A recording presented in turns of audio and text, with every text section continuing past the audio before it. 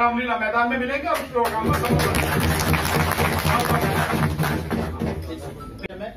मैं भानु प्रताप सिंह, पेशे से एडवोकेट हूं दिल्ली में यही, और राष्ट्रीय जनहित संघर्ष पार्टी का मैं राष्ट्रीय अध्यक्ष। साथियों, ये जो मोर्चा बनाया है आपके सामने आदरणीय कपिल जी इसको बता चुके हैं, हर मंच से हम लोग बताते हैं और आज फॉर्मली जिम्मेदारी भी आप सबको दी गई। लेकिन जिन साथियों को जिम्मेदारी मिली है, मेरा उनसे बहुत विनम्र निवेदन है कि जिम्मेदारी को समझें और ईमानदारी से निभाएं। होता क्या है कि लोग पद ले लेते हैं, पता नहीं किस वजह से मना नहीं कर पाते हैं या क्या इच्छा होती है, लेकिन जब काम करने की बात आती है तो फिर काम नहीं करते हैं या काम नहीं कर पाते हैं। ऐसे पद का कोई मतलब नहीं। और आंदोलन कोई भी चले, संगठन कोई भी चले, वो तभी फेल हो जाता है जब साथी जिम्मेदारी समझते नहीं है और काम नहीं करते। वरना मैं ये मानता हूं, अगर हर साथी जिम्मेदारी समझे और काम करे, ना करे 100%, 50% ही करे, तो काम निश्चित रूप से होगा। इसलिए मेरा आपसे निवेदन है कि जिन साथियों ने भी जहां जहां जिम्मेदारी ली है, वो साथी पूरी ईमानदारी से जिम्मेदारी निभाएं। दूसरा, जो विधानसभा पे साथी हैं, वो विधानसभा पे अपने अलावा, क्योंकि और भी टीम खड़ी करनी पड़ेगी, केवल अकेले अध्यक्ष से तो बात बनती नहीं है।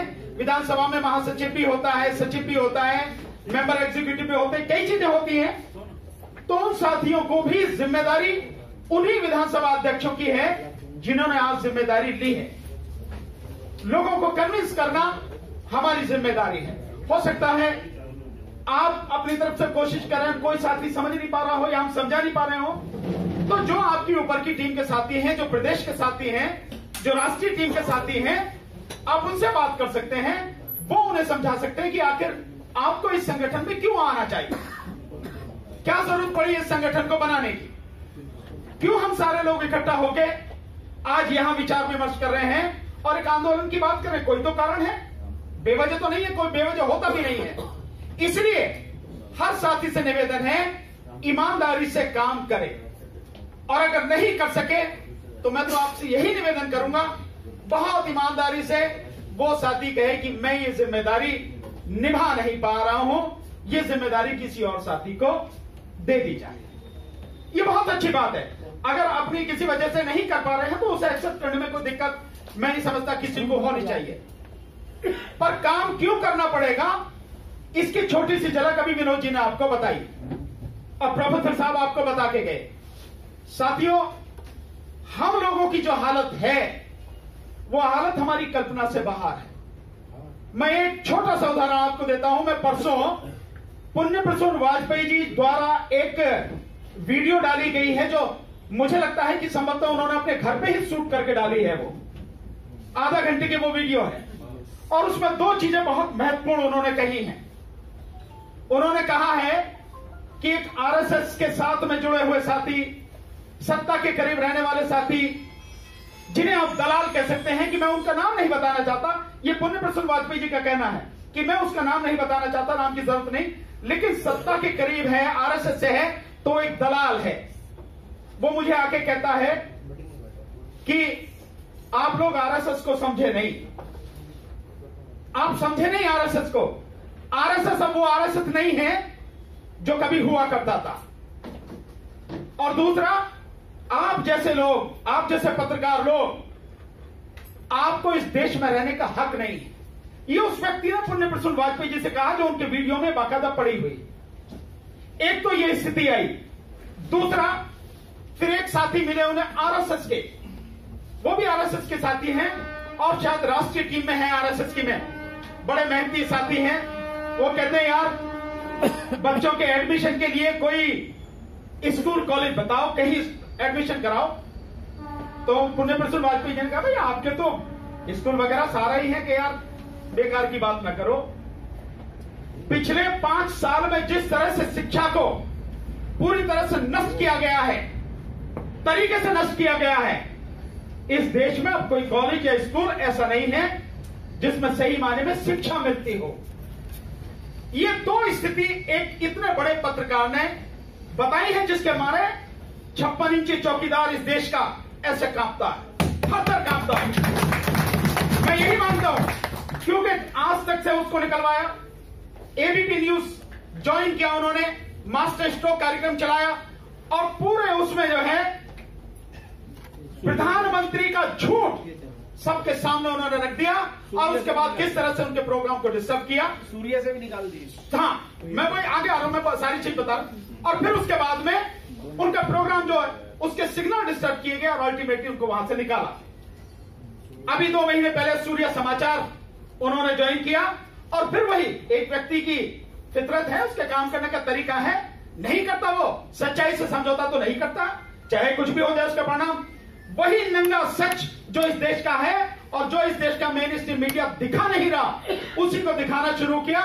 लिहाजा फिर उनके पीछे लगी और एक बढ़िया प्रिया गोल्ड का मालिक, उनका जो कहना है उन्होंने लिखा, इससे आप समझ सकते हैं पुण्य प्रसन्न वाजपेयी जी ने ट्वीट किया है 250 करोड़ में जय हिंद।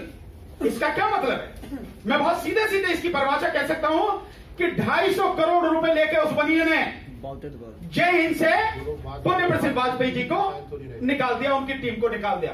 तो जहां इतने बुरे हालात हैं कि आप सच बोल नहीं सकते और अगर कोई व्यक्ति बोल रहा है उसे हर स्तर पर रोका जा रहा है बोलने के लिए, हर स्तर पर उसका दफन किया जा रहा है। तो जब हम बोल ही नहीं सकते तो बाकी काम करने की तो बातें आप छोड़ ही दीजिए। आप जब हमारी बात नहीं सुनी जा सकती, इतना बुरा हाल तो अंग्रेजों के समय भी नहीं था। इसका अंदाजा आप इससे लगा सकते हैं कि जिस समय शहीद भगत सिंह जी पर केस चल रहा था, उस समय शहीद भगत सिंह जी ने जो कार्रवाई कोर्ट की होती थी और जिस तरह से काम था, उनसे पूछा भी गया कि आप तो भाग भी सकते थे। जब पार्लियामेंट में उन्होंने बम गिराया था, भाग सकते थे बड़े आराम से, लेकिन नहीं भागे, गिरफ्तार कराया। क्यों गिरफ्तार कराया? कि कम से कम जनता को हमारे आंदोलन की, हमारी लड़ाई की पता लग सके। और यही बात सारी वो मीडिया में उस समय भी कर रहे थे, लेकिन अंग्रेजों ने भी उनके उस मीडिया को कभी रोका नहीं, जो बात थी होती रही। लेकिन आज तो आजाद हम हैं, आजाद भारत है और उसमें हम बोल नहीं सकते, इतनी बुरी हालत है। और साथियों, आप इससे अंदाजा लगा सकते हैं, छोटा सा एक उदाहरण आपको देता हूं। इस जो 2019 का आरक्षण आने वाला है, जो चल रहा है इस समय, इसमें ऑफिशियली 60,000 करोड़ रुपया खर्च होना है। ऑफिशियली जो फिगर है, यानी इलेक्शन का पूरा खर्चा जो होगा 60,000 करोड़, और ये इस दुनिया के सबसे ताकतवर देश के चुनाव खर्च से भी 13,000 करोड़ ज्यादा है। 47,000 करोड़ रुपया लगा था इलेक्शन में अमेरिका के में, जो अभी हुआ, जहां ट्रंप राष्ट्रपति बना। और हमारे यहां सबसे गरीब देश, अभी जो आई थी खुशहाली में, हमारा नंबर 140वां है, जो 2013 में 111 था, 140वें पे आ गए हम। हमसे बहुत ऊपर है पाकिस्तान, जिसको हम गाली कहते हैं, जिसको दुश्मन मानते हैं, वो भी 67वें नंबर पर है और हम 140 पे।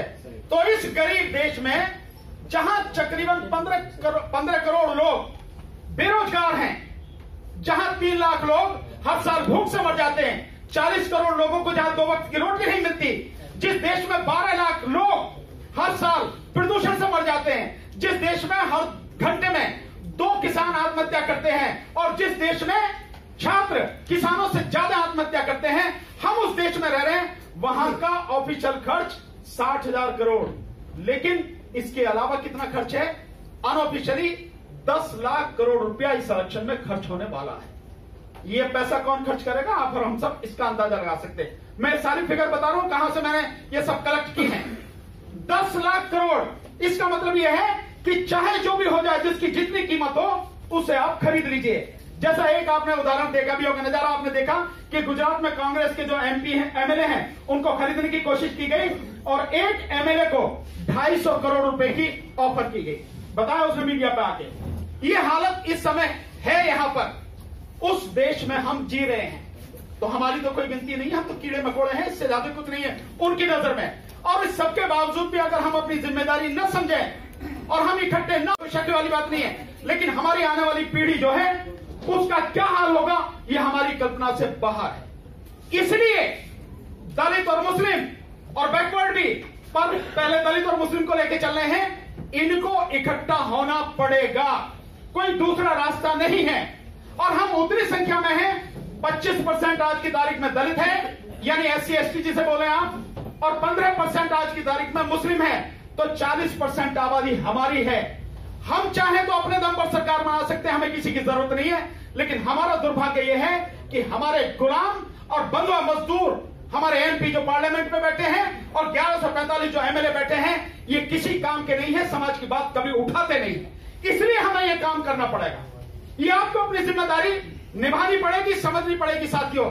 अगर नहीं समझी तो हालात बद से बदतर हो जाएंगे। एक मैंने छोटे से आंकड़े आपको दिए, इसलिए। और दूसरा मैं एक चीज और बता रहा हूं साथियों, हमें टारगेट फिक्स करके काम करना चाहिए। ऐसा नहीं हो कि हमने इकट्ठे तो हो लिए, सारे के सारे साथी आ रहे हैं, जा रहे हैं, काम कर रहे हैं, लेकिन ये नहीं पता हमें जाना कहां। तो हमें यह पता होनी चाहिए हमारी मंजिल कहां है। और मैं पूरे विश्वास के साथ कह सकता हूं, एक राजनीतिक व्यक्ति के नाते ही नहीं, एक सामाजिक व्यक्ति के नाते भी मैं कह सकता हूं कि हम में से हर व्यक्ति का जो टारगेट है वो इस देश की सत्ता अपने हाथ में लेना है। यही टारगेट हमारा होना चाहिए। अगर सत्ता हाथ में होगी तो हम इस सारी चीज को ठीक कर सकते हैं। अगर सत्ता हाथ में नहीं है, आप कितने भी आंदोलन करिए, कितना भी हल्ला मचाइए, कितनी सड़क नापिए, कितना भी सड़कों पर लेटिए, कुछ होने वाला नहीं है। क्योंकि उन्हें जो काम करना है वो सत्ता उनके हाथ में है और वहां से करते हैं। जैसा आपने उदाहरण देखा भी होगा कि जो बम ब्लास्ट हुआ, जो यहां पे पुलवामा में बम ब्लास्ट हुआ, उसके बाद क्या हुआ? बीजेपी अपना लगातार प्रचार करती रही। अगले ही दिन जो राष्ट्रीय अध्यक्ष है और प्रधानमंत्री है, वो दोनों वोट मांग रहे हैं। उन्हें किसी, हमारे 47 जवान मर गए, उनकी चिंता उन्हें नहीं है, लेकिन वो वोट मांग रहे हैं, वो अपना काम कर रहे हैं। और पीछे से क्या काम हुआ?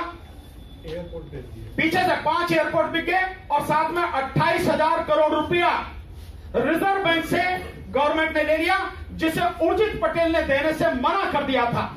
ये सारी की सारी चीजें ऐसे काम किए जाते हैं, हमारा ध्यान भटकाया जाता है और बाकी सारे काम कर लिए जाते हैं। और यही नहीं, ये जो आपकी रोड है जिसपे एक बिल्डिंग बनी है, इसी पे आगे चल के बीजेपी का दफ्तर है, उसके बराबर में 2 एकड़ जमीन और दे दी गई है। अभी ये बहुत रिसेंटली है। ये सारी प्लानिंग सब चल रही है। इसलिए हमें बहुत सजग रहना है, बहुत जागरूक रहना है और हमारे हर भाई को ये ध्यान रखना है। दलित है तो उसे ये मालूम होना चाहिए ये मुस्लिम नहीं, मेरा भाई है, इसके अलावा कुछ नहीं है। और मुस्लिम को भी ये पता होनी चाहिए ये दलित नहीं है, ये मेरा भाई है। हम दोनों भाई भाई हैं। अगर जैसे कि आप देखें तो मुस्लिमों में जितने भी जो जनसंख्या है उसमें मैक्सिमम हमारे ही तो भाई गए हैं। जिन्होंने धर्म परिवर्तन किया वो कहां से, बाहर से थोड़ी आए हैं। चंद लोगों को छोड़ दिया जाए जो आए हैं, उसके अलावा तो बाकी के सारे यहीं से हैं। इसलिए वो हमारे भाई हैं।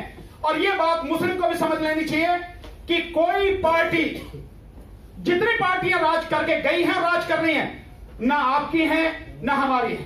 अगर ये आपकी और हमारी होती तो 70 साल से पहले कांग्रेस का राज रहा, फिर बीजेपी को तो छोड़ दे, वो तो टिकट ही नहीं देती, इसकी बात ही नहीं करनी। लेकिन कांग्रेस का भी राज रहा और बाकी और पार्टियों का भी राज रहा, जनता पार्टी का भी राज रहा। मुस्लिम समाज की जो उसमें हिस्सेदारी है सरकारी नौकरी में, आधे से थी उस समय जिस समय देश आजाद हुआ था, और अब 1 या 1.5% पे आ गई। तो कहां पटक दिया? ये सारे के सारे आपकी वोट लेके काम करते हैं। और जैसा आपको बता दिया कि 130 या 31 करोड़ रुपया पहले साल में आपके लिए आया और उसके बाद 4 साल हो गए, कोई पैसा दिल्ली में इस केजरीवाल की सरकार ने मुस्लिम समाज के लिए न लिया और न ही खर्च किया। तो भैया वोट हमारी और मजे लोगे तुम। जब MP बनाना होगा तो बनिए ढूंढ लावेगा, और जब हमें हक देने वाली बात होगी हमें नहीं मालूम, हम नहीं जानते कौन है आदमी। और हम तो उसे पहले से जानते हैं, क्योंकि दलितों का तो वो बहुत बड़ा दुश्मन रहा है। जिस समय इनकम टैक्स डिपार्टमेंट होता तभी से गर्दन काटता था। हमें तो उसकी मालूम है, लेकिन पब्लिक को मालूम नहीं। बताने भी कैसे, पब्लिक को समझ भी नहीं पाती है, आग पे पट्टी बांध के बैठी होती है। इस तरह से वो हमारे हकों को लूटते हैं। तो मैं सिर्फ आपसे निवेदन करूंगा साथियों, हमें बहुत सावधान रहना है और हमें टारगेट बेस्ड काम करना है। 2020 में जनवरी में दिल्ली का इलेक्शन होगा।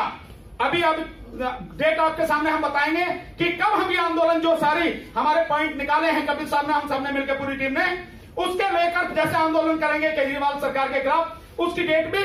लेकिन आप ये मान लीजिए इस साल दिसंबर में आचार संहिता यहां लागू हो जाएगी, क्योंकि इलेक्शन की डेट डिक्लेयर हो जाएगी। जनवरी में 2020 में इलेक्शन यहां पे होना है, तो हमें इस स्पीड से इस तरीके से काम करना है।